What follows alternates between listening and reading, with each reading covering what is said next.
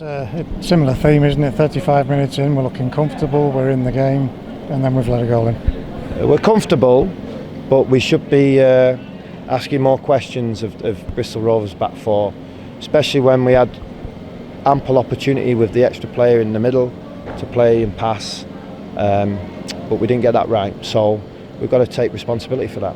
It looks like, you said it to the radio, it looks like the lads are at a low point in the moment. What do they do to get themselves back to these winning ways? You have to address it. It's all part and parcel of being a football player. It's not 15 years of champagne and jet skis. It's about hard work and working really hard. It's about making sure that you give everything, understand the differences. You know, there's big differences in many of the clubs we play against.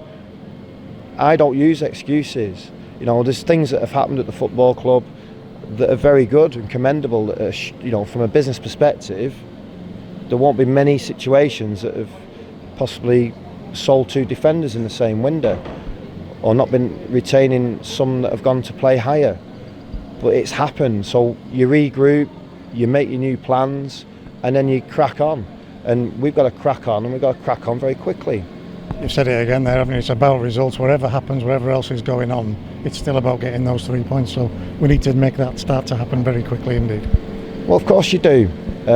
And you've got to have understanding of why it's not quite where everybody wants it to be right now. Without that understanding, logic, there's no logic towards thoughts, is there? There's anger, isn't there, when you don't win? So we've got to make sure, and I've got to make sure, I keep a clear head. I understand the difference in this match, which we can all see was, and we have to make sure we make differences in our future opportunities. Do you look in that dressing room and see that the lads have got that spirit in them, because they do seem to be taking a bit of a slap in the face at the moment? Well, they will do, and we're not a massive squad. There's only, I think, 2 fit players not come with us, which is Sam Fishburn and Louis Bell. That's it. Everybody else, Kelvin, Rod, Joe Riley, Magnus Norman, not available. So you've got to get on with it. That team today is good enough to beat Bristol Rovers. It is. And if you play each other 10 times right now, everyone would be completely different with the same set of players on that pitch. But you've got to make sure when it's match day, you're on that pitch giving everything to make sure it's your turn to get what you want. It's the creation of those clear-cut chances as well, isn't it? There's so many good entries into the final third, but not coming off as a chance that somebody can put away.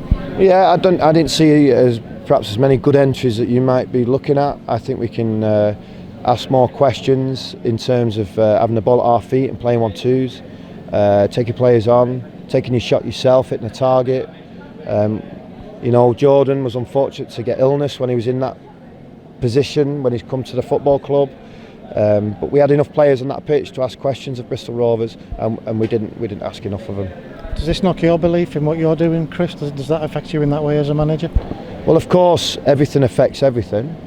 You're not human if you don't take feelings and emotions into consideration.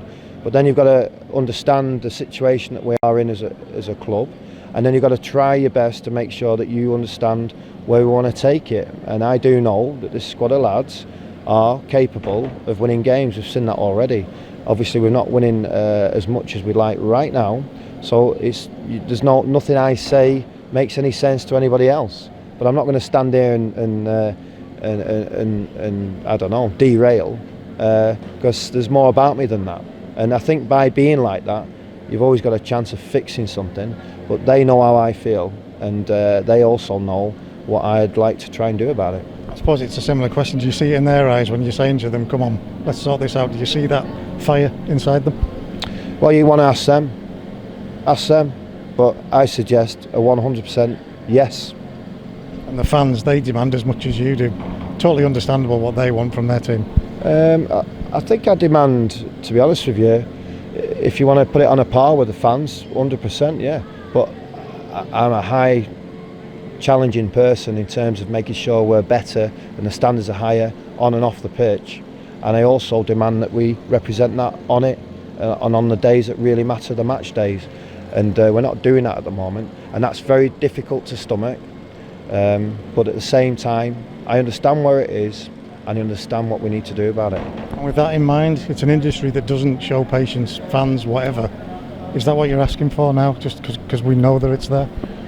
Well, you can create pressure all you like. It's often done anyway with the outside media. Always. It's just what they do. Yeah. So I've been in football since I left school at 16. I know what you need to do to win games. I know what you need to do to re-motivate and rejig situations like this. We have made good business sense in what's happened. You know, there won't be many League Two managers that have sold 2 defenders in the same window. It's hard to hear because, you know, it'd be great if they were here, but they're not. So you got to get on with it. So it puts good things in place to make sure reinvestment can take place, and you try and look after players that are giving everything. And you've seen Callum and both John get new contracts and get supported financially within that because of that business sense. That's good. But what, from our perspective, on a match day, you want to win. I want to win more than anybody you will ever speak to. When you're going through the week and you lose Joe, you lose Kelvin, what goes through your mind? Because that is, again, another big part of the plans. Well, it's Magnus as well. When you get the news he's broke his leg and his ligaments come off his bone, it's just part and parcel of adapting to go into games, and that's what your squad's for. And they've got to support each other in this now and get together and make sure that they understand they have a responsibility, along with myself, to represent all of our thoughts, which is trying to gain them 3 points.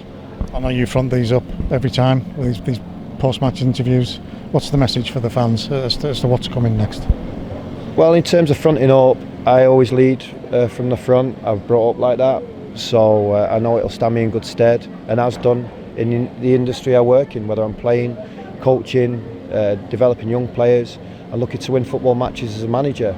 And often in different circumstances, you're put in different situations, and I'll always make the best of what falls at my feet. And where we are now, we need to look at it and make it better.